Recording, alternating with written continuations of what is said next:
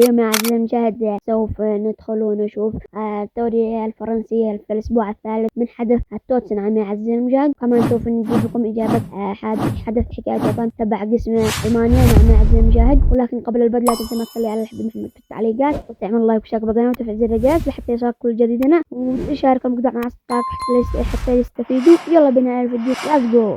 مبدئيا يا عزيزي المشاهد سوف ندخل إلى حدث توتس إلى قسم الدوري الألماني. نعم يا شباب، لا تنسوا ما تاخذوا هذا الجائزة اللي راح استلمها الآن.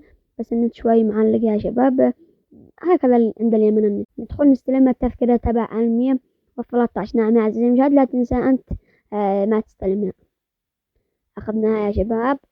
والآن إلى الدوري الفرنسي. نعم يا شباب، الدوري الأسطوري إن شاء الله يكون.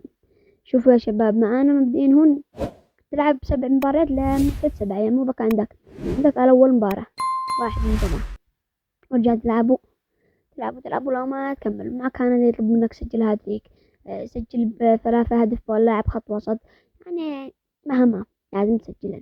وأنا أشوف البساط هولة جدا بساط، خلص غير في ثواني.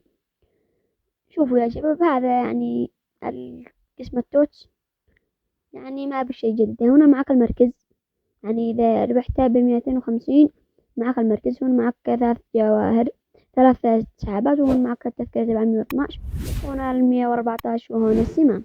رخصوها يا شباب، كانت 650 فعلوا تخفيضات زي ما بصروا الناس ما بزوها خفضوها على غير اي. والآن يا شباب نجي إلى حدث حكاية وطن إلى قسم ألمانيا، منتخب ألمانيا. نعم يا عزيزي المشاهد، وشوفوا من هو الجواب حق اليوم. نعم هذا اللاعب الراس الحربة تبع نيوكاسل. نعم يا عزيزي المشاهد، هون اللاعبين تبع دوري المنتخب الألماني. هون يا شباب الحارس هذا أنصحكم إن أنتم تجيبوا، أسطوري والله أسطوري. والآن يا عزيزي المشاهد أتوقع أن وصلنا لنهاية الفيديو. لا تنسوا ما تعمل لايك واشتراك وتفعيل زر الجرس لحتى يصلكم كل جديد. ولا نقول لكم في أمان الله، استودعكم الله، دمتم في رعاية الله.